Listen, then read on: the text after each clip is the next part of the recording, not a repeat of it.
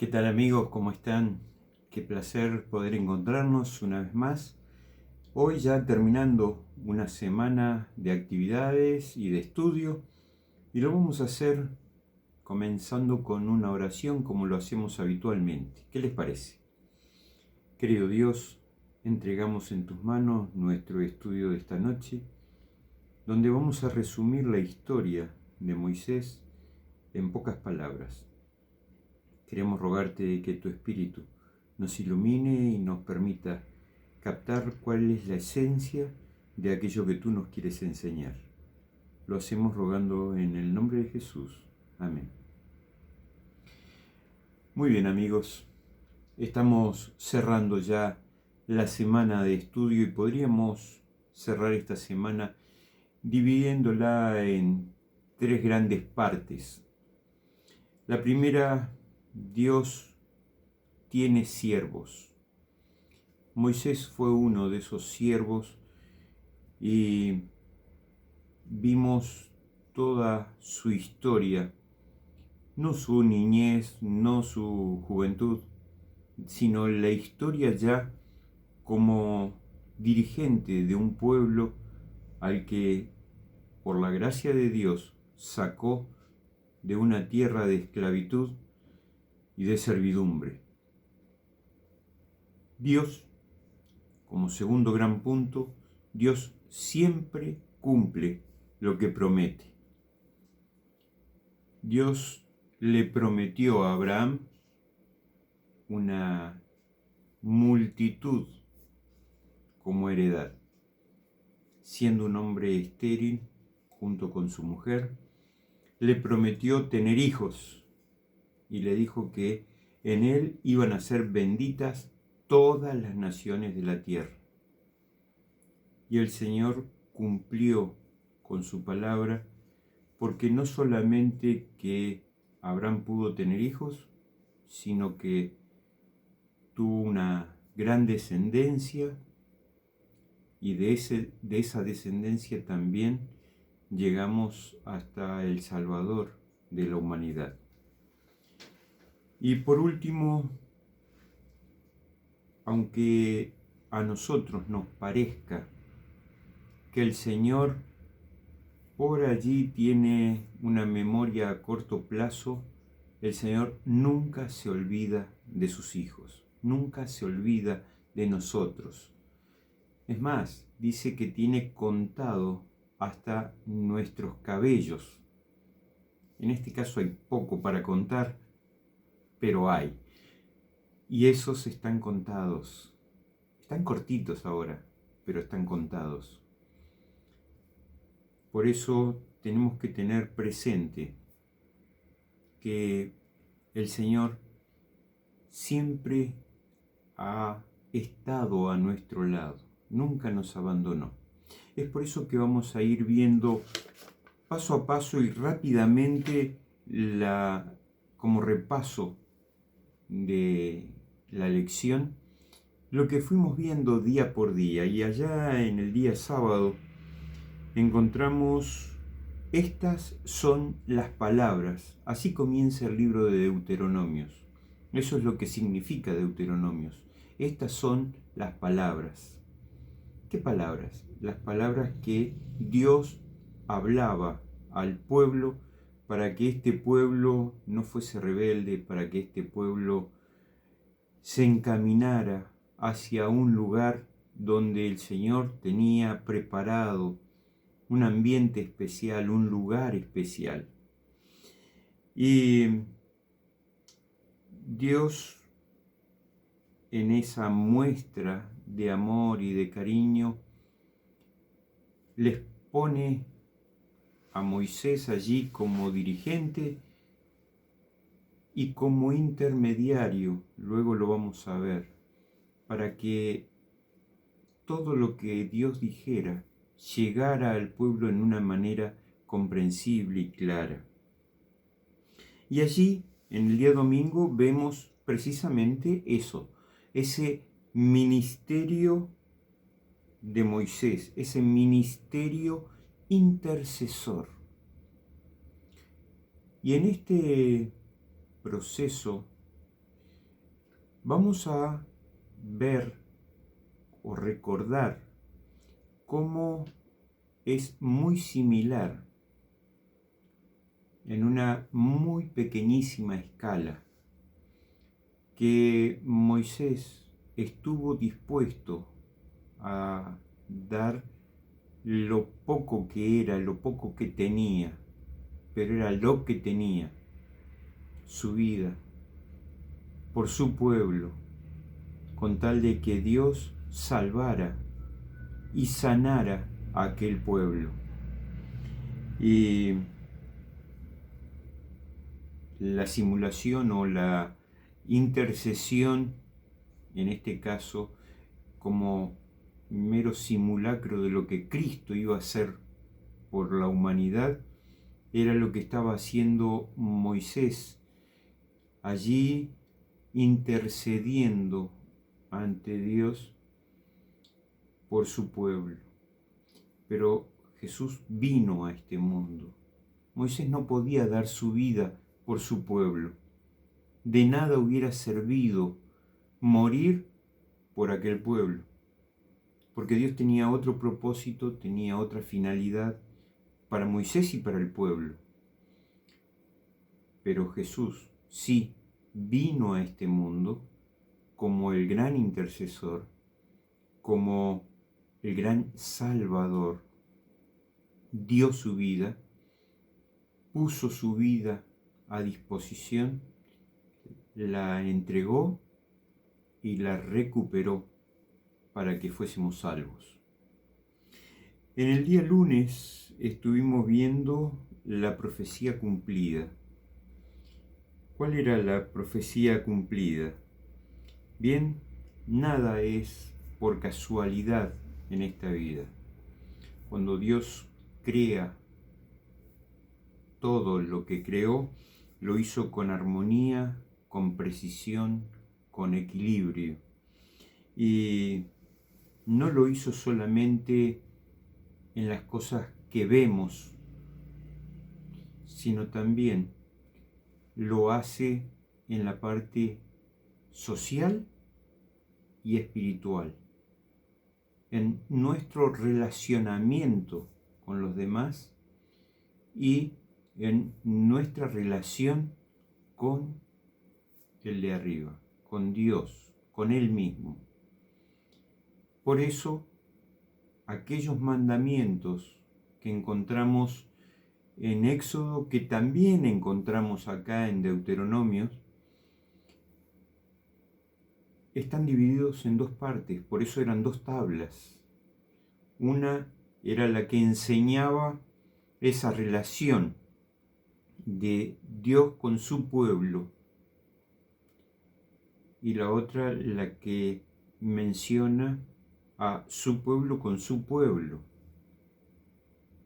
Entonces, todo ese equilibrio, todo eso tiene una relación muy directa con que esa profecía, más allá de lo que el Señor le había prometido, el Señor quería cumplir con su pueblo.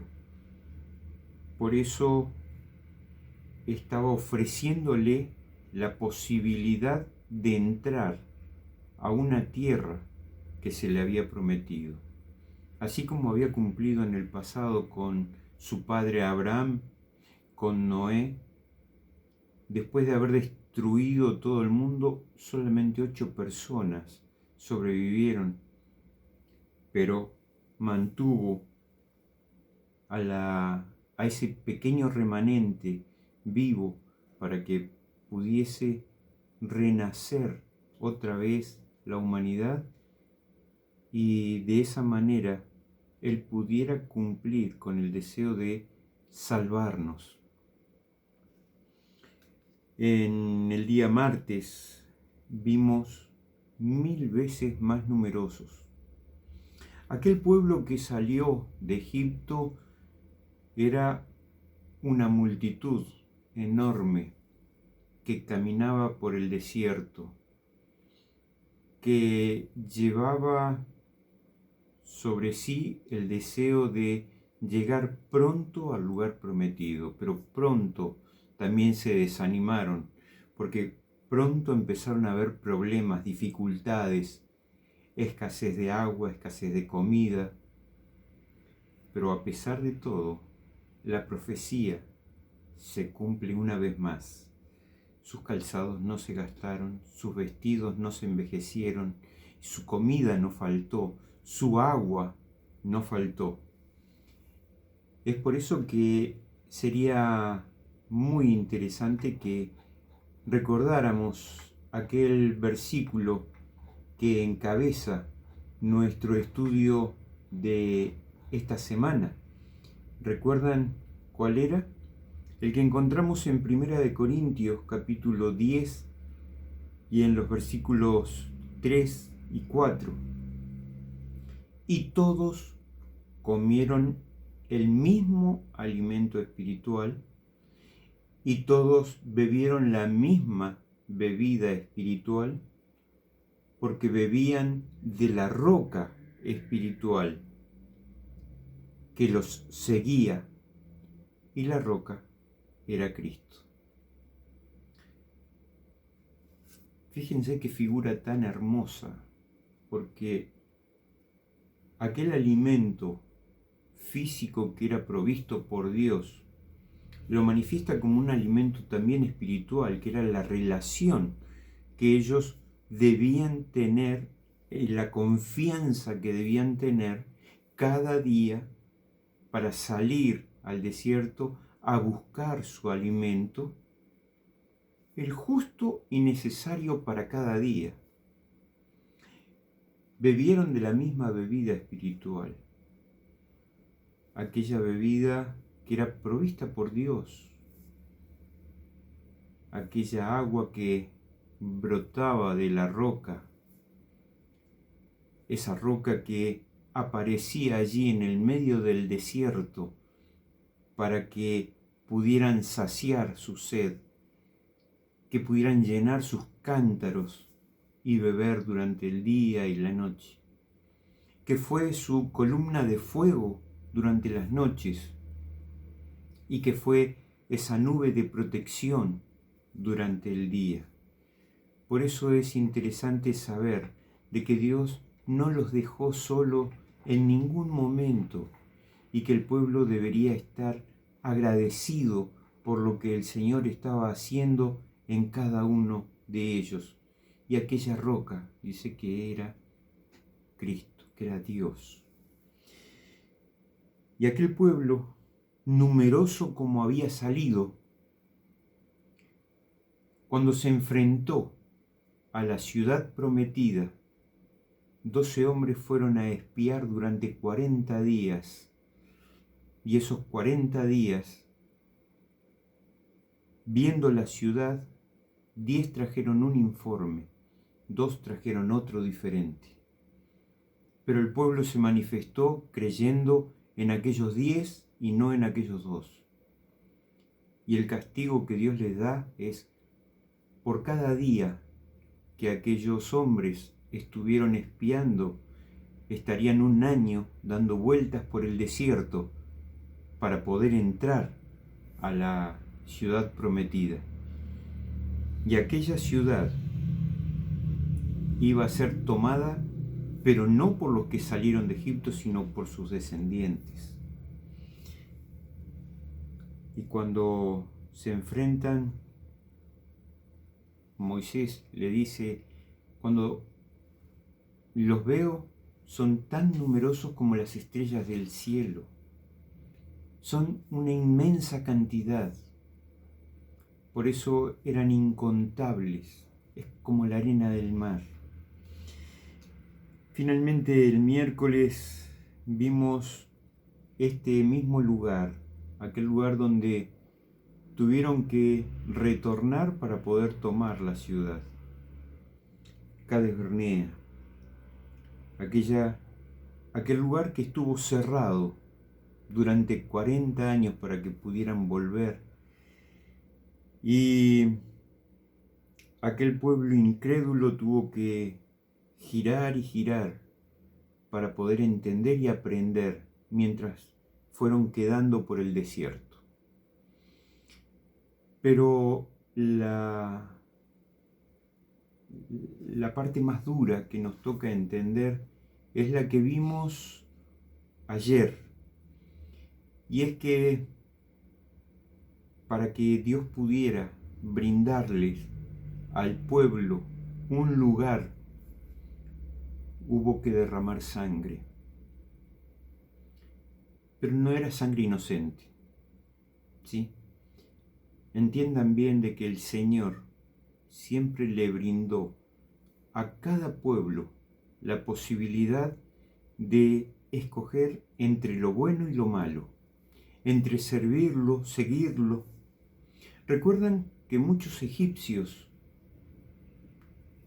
viajaron con el pueblo de Dios? ¿Tenemos presente eso? También podemos recordar que dentro de cada pueblo seguramente muchos creyeron a Dios y siguieron allí al pueblo como parte de aquel grupo. Rahab fue una de esas mujeres que se salvó de la destrucción por haber protegido a los siervos de Dios, aquellos espías que fueron a la ciudad. Así que finalmente la destrucción de los malos, tanto allá en el tiempo donde Noé construyó el arca, donde tal vez miles de millones de personas pudieron perecer y solamente 8 se salvaron. Seguramente ahora, ante cada situación, el pueblo se veía en la misma disyuntiva. ¿Qué va a pasar? No era el pueblo quien ganaba las batallas, era Dios quien las ganaba. Con la intervención de ellos, por supuesto. ¿Dios podía destruirlo solo? Sí, por supuesto que podía destruirlo solo. Pero quería mostrarles el dolor que causa la muerte, para que supieran el sacrificio que había que hacer para ganarse ese lugar. Cristo vino a este mundo a ganarse su lugar. Un lugar que le pertenece, pero que como dirigente fue capaz de poner su vida, y este sí podía entregar su vida. Y le dijo al Padre: yo estoy dispuesto a ir para salvar a esta humanidad que lamentablemente eligió un camino torcido. Los caminos de Dios son misteriosos. No tenemos entendimiento de esos caminos, porque lo que a nosotros nos parece correcto, derecho, ante la vista de Dios, son torcidos. Si no, fíjense y acompáñenme en la lectura de Isaías 55, versículos 8 y 9. Porque mis pensamientos no son vuestros pensamientos, ni vuestros caminos mis caminos, dice Jehová. A veces nosotros pensamos que la idea de que sea un Dios vengativo o malo